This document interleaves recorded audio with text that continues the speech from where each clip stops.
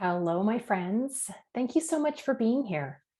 I just wanted to say how grateful I am for you who are here and listening and joining me every week. It gives me a lot of pleasure and joy to think about what I'm going to talk about each week. And it gives me a lot of joy knowing that I can inspire someone or teach someone or just help you feel like you're not alone. And I really, really appreciate that. It also helps me put my thoughts in place and in order. And I really appreciate that as well. And I appreciate you being on this journey with me. So thank you very much. I hope you're doing well. I know for me, the past couple of weeks, and especially this past week, I've been experiencing this dichotomy of emotions and feelings and experiences. And I don't know if that's something that you've been feeling as well. But it's interesting because one moment I'll be feeling really happy and joyful, and then the next minute I'm feeling a little bit down and just a little bit in the blue.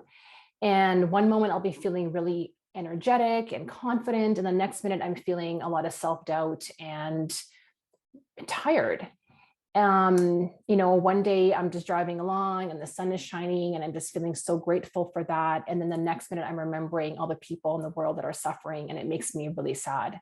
And so it's dealing with a lot of this instability and a lot of these varying emotions and feelings. And if you're going through that, I just want you to know that you're not alone. And I think it's really normal. We're going through a lot of stuff in the world, and we're also going through a seasonal change. And I think sometimes we underestimate the impact of seasonal changes on our physical bodies and on our mental and emotional states as well. So I think just giving ourselves some grace and compassion around that is really, really important. But for me, when I start thinking about, how to stabilize how I'm feeling, especially when things are feeling a little bit chaotic or a little bit unstable, I always go back to the basics and I go back to my healthy habits and really start to double down on what those healthy habits are for me. And so I thought today that I would share, some of my healthy habits in the hopes that it maybe sparks a thought for you or something for you to do a little bit differently, or maybe inspires you to get back onto a healthy habit that maybe has fallen by the wayside. And I think now is a really great time. It's a great time in the spring to just reset and get ready for summer. So last week I talked about how I get out of bed, or before I get out of bed, how I say to myself that today is going to be a great day. And this is a habit that I've been doing for over a year.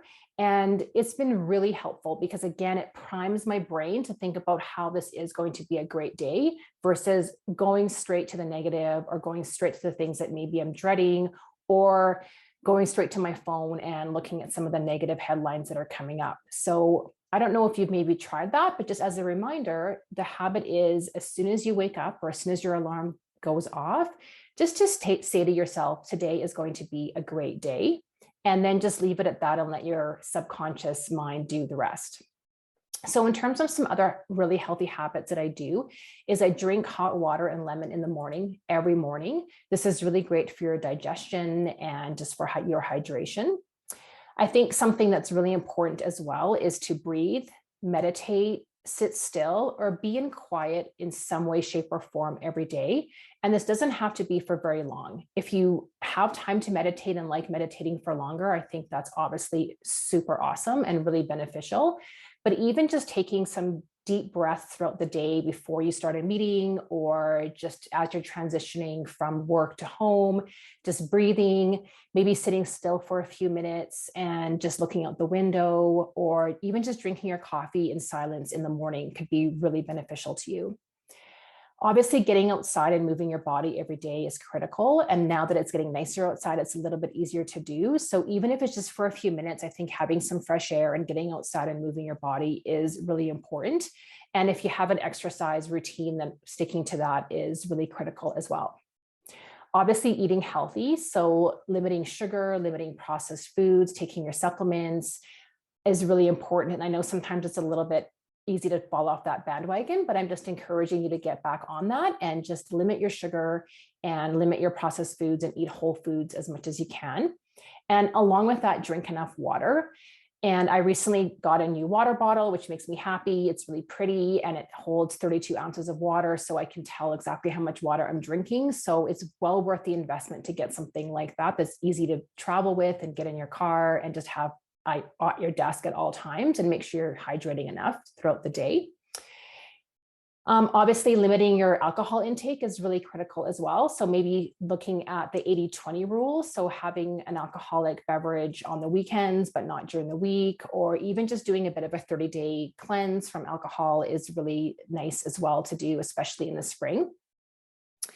I think noticing what my body is trying to tell me as well. So whether it's through skin or whether it's through my energy levels or my digestion or any other symptoms, I'm just really noticing and just wondering and getting really curious about what my body's telling me and what it needs. So whether it's more water or more exercise, or maybe I need to go see my healthcare practitioner as well, just to kind of get another opinion on what that could be.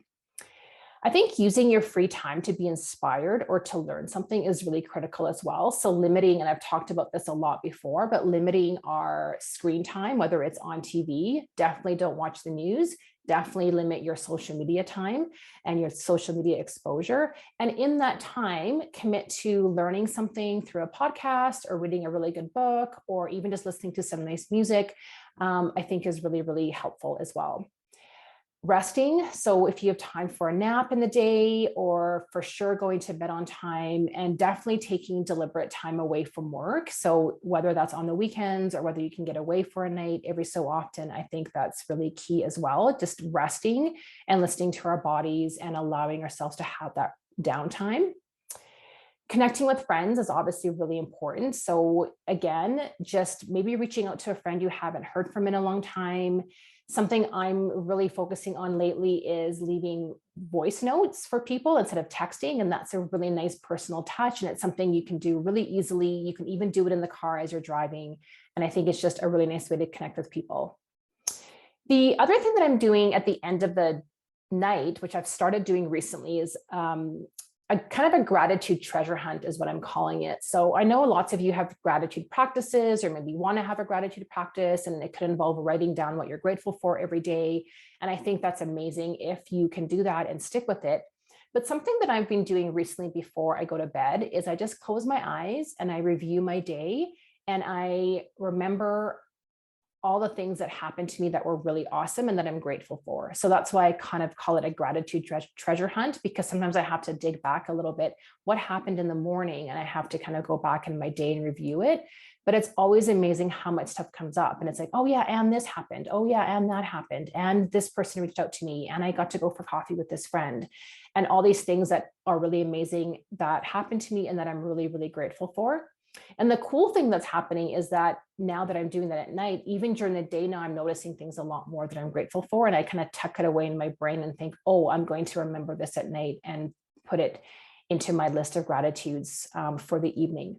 It's a really great way to fall asleep to something that's really positive and in a state of gratitude versus maybe going straight to bed after watching TV or something like that. So maybe try that. You don't even have to write anything down. You just have to sit there and think about your day and remember all the things that you're grateful for. So I hope that some of these healthy habits help you out and inspire you. I'd love to hear about any healthy habits that you have that you lean into, especially when you're feeling a bit unstable or chaotic.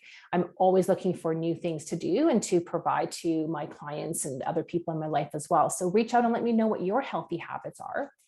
And if you're looking to create healthy habits and you don't really know where to start or how to get going, or even you want an accountability partner, that's really what I do a lot with my clients. Is we set structures in place to help create really healthy habits in people's lives so that they can go ahead and start, reaching their goals and doing the other things that they really want to do and start feeling really confident in themselves.